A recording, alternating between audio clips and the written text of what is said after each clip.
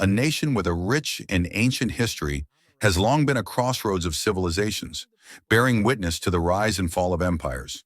In recent decades, however, it has become synonymous with conflict, resilience, and a humanitarian crisis that has captured global attention. At the center of this modern turmoil lies a deeply polarizing figure, Bashar al-Assad. Once an unassuming medical professional and a reluctant heir to political power, Assad's transformation into a controversial and enduring leader offers a stark narrative of ambition, survival, and the devastating costs of authoritarianism. Bashar al-Assad's journey to the presidency was marked by a series of unlikely events, beginning with the untimely death of his elder brother, Basil, who had been groomed as their father's successor. Thrust into the political spotlight, Bashar transitioned from his career as an ophthalmologist in London to become a pivotal figure in Syria's Ba'athist regime. In 2000, following the death of his father, Hafez al-Assad, Bashar ascended to power, promising reform and modernization. Many initially viewed him as a potential reformer, someone who might steer Syria toward a more open and progressive future. However, the hope that surrounded his early years in power quickly gave way to disillusionment. Bashar al-Assad's presidency became increasingly characterized by authoritarian rule, suppression of dissent, and the consolidation of power within his inner circle. His leadership faced its greatest test in 2011, when widespread protests erupted as part of the Arab Spring. What began as peaceful calls for reform escalated into a brutal civil war that has since devastated Syria, claiming hundreds of thousands of lives and displacing millions. Assad's government has been accused of numerous war crimes, including the use of chemical weapons against civilians, mass detentions, and systematic torture. These accusations have drawn widespread international condemnation and made him a pariah in much of the world. Despite this, Assad has managed to cling to power through a combination of ruthless tactics, strategic alliances with powerful allies like Russia and Iran, and the fractured nature of his opposition. This is the story of how Bashar al-Assad rose to power, defied expectations, and became one of the most controversial figures of the 21st century. His rule has left an indelible mark on Syria, a nation whose ongoing tragedy and resilience continue to capture the world's attention. Bashar al-Assad's path to power was one shaped by unexpected tragedy and familial obligation.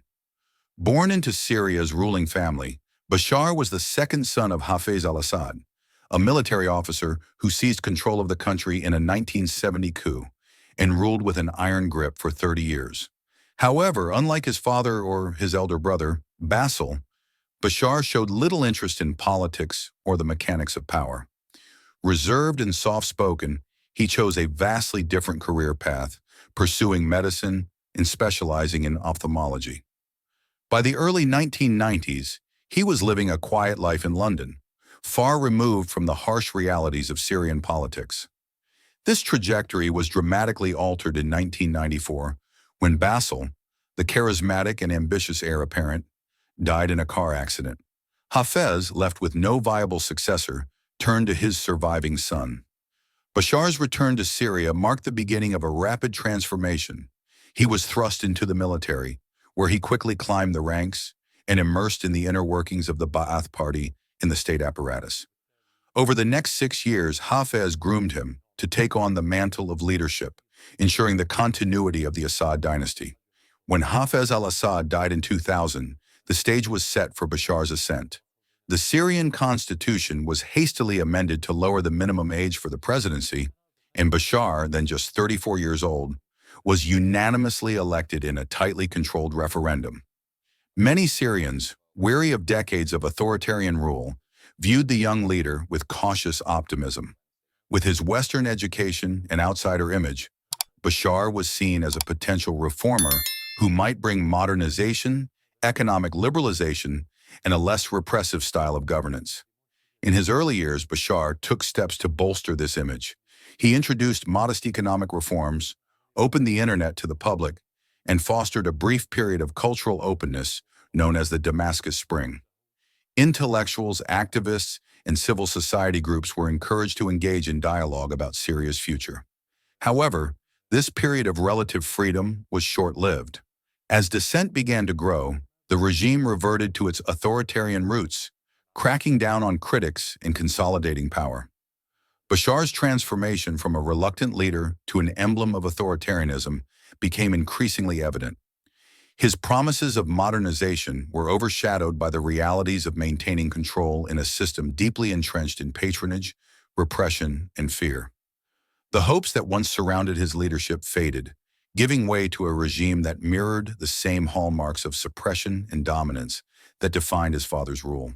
In 2011, the Arab Spring, a wave of pro-democracy uprisings and mass protests, swept across the Middle East and North Africa, challenging entrenched autocratic regimes.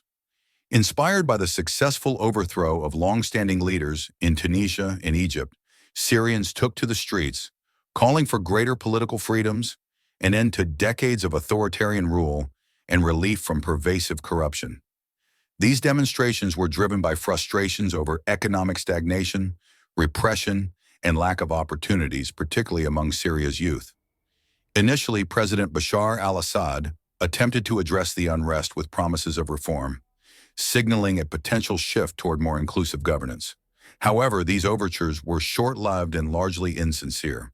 As the protests grew, the government escalated its response, using heavy-handed tactics to suppress dissent. Security forces resorted to arrests, torture, and lethal force against demonstrators, fueling outrage and drawing more Syrians into the streets. What began as a peaceful uprising quickly devolved into a full-scale civil war. Various factions emerged within the opposition, including moderate rebels, ethnic and sectarian groups, and eventually extremist organizations like ISIS. Foreign powers, each with their own agendas, entered the conflict, providing military support, funding, or direct intervention. The result was a deeply fragmented battlefield where local grievances intersected with regional and global rivalries. In the midst of this chaos, Assad clung to power through increasingly brutal measures. His forces deployed heavy artillery, aerial bombardments, and siege tactics, laying waste to entire cities and displacing millions of civilians. International organizations and human rights groups accused the regime of war crimes, including the use of chemical weapons against civilian populations, a charge Assad and his allies denied despite mounting evidence. Syria became not only a humanitarian disaster, but also a geopolitical quagmire, with devastating consequences for its people and lasting implications for the region. Assad's ability to remain in power throughout Syria's devastating civil war cannot be fully understood without considering the decisive role played by foreign powers.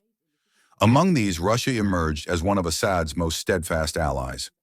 Building on a long-standing strategic relationship, Moscow provided not only diplomatic support, but also critical military assistance. Beginning in 2015, Russia launched a large-scale military intervention, including airstrikes that targeted rebel-held areas. These operations were pivotal in bolstering Assad's forces, allowing them to reclaim key territories. Russia also provided advanced weaponry, logistical support, and intelligence, significantly shifting the balance of power on the battlefield in Assad's favor. Iran, another critical ally, committed substantial resources to ensure Assad's survival. The Iranian government viewed Assad's regime as a cornerstone of its regional strategy, connecting Tehran to Hezbollah in Lebanon and countering rival Sunni powers. Iranian forces, along with Shiite militias under Tehran's influence, including Hezbollah fighters, were instrumental in securing Assad's hold on key regions. These ground forces provided essential manpower and expertise in urban warfare, allowing the regime to withstand and push back opposition forces. In contrast, Western nations, including the United States and European powers, vocally condemned Assad's actions and imposed a series of economic sanctions aimed at weakening his regime. They also offered support to various rebel groups, providing arms, funding, and training in an effort to counterbalance Assad and his allies.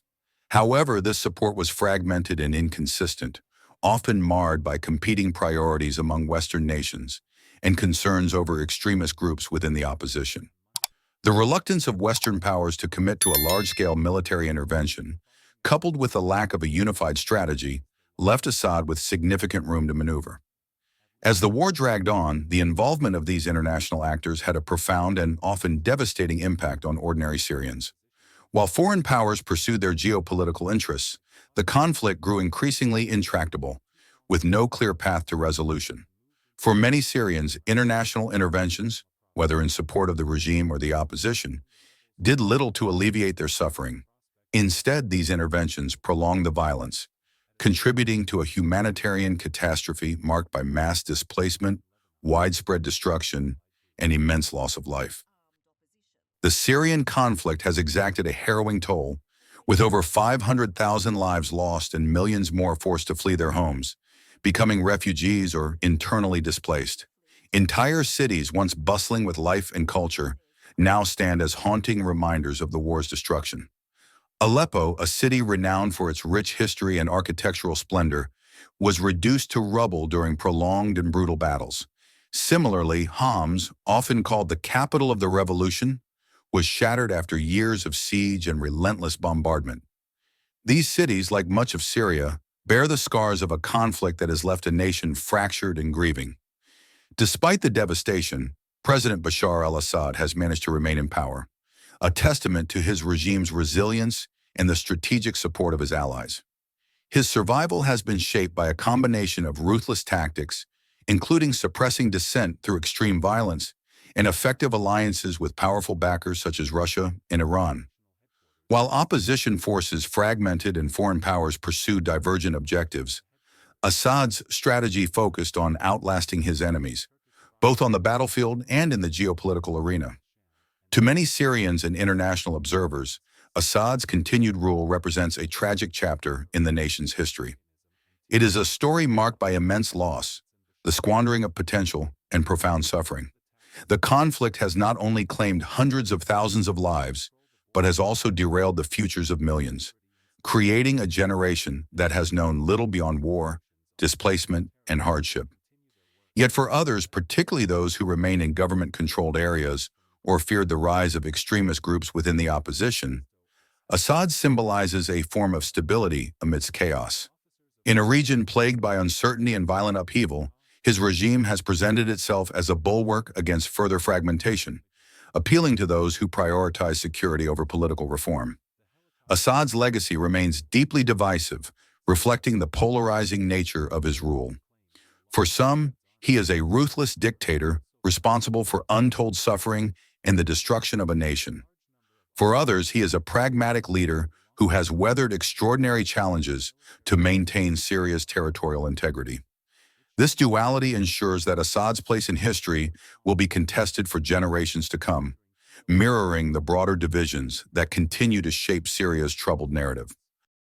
The rise and fall of Bashar al-Assad is a poignant reflection of the complexities of power, the lengths to which rulers will go to maintain control, and the deep-seated resilience of a nation grappling with turmoil.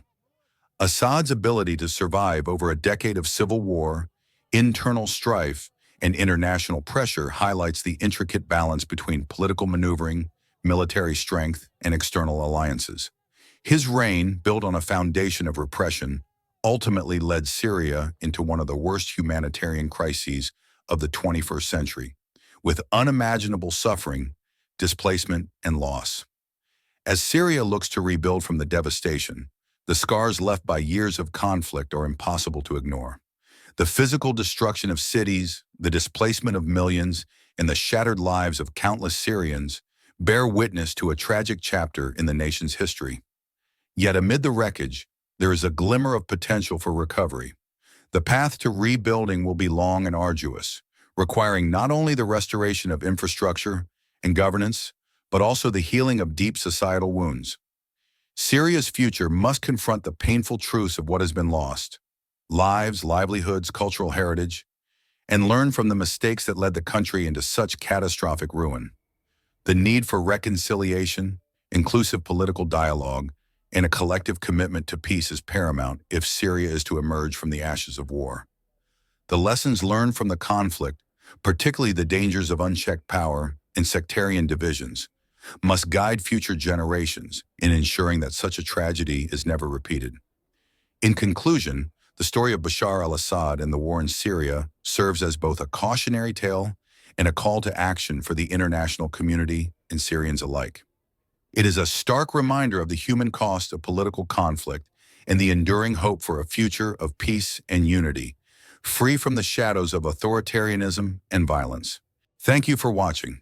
If you found this video informative, don't forget to like, subscribe, and share your thoughts in the comments below.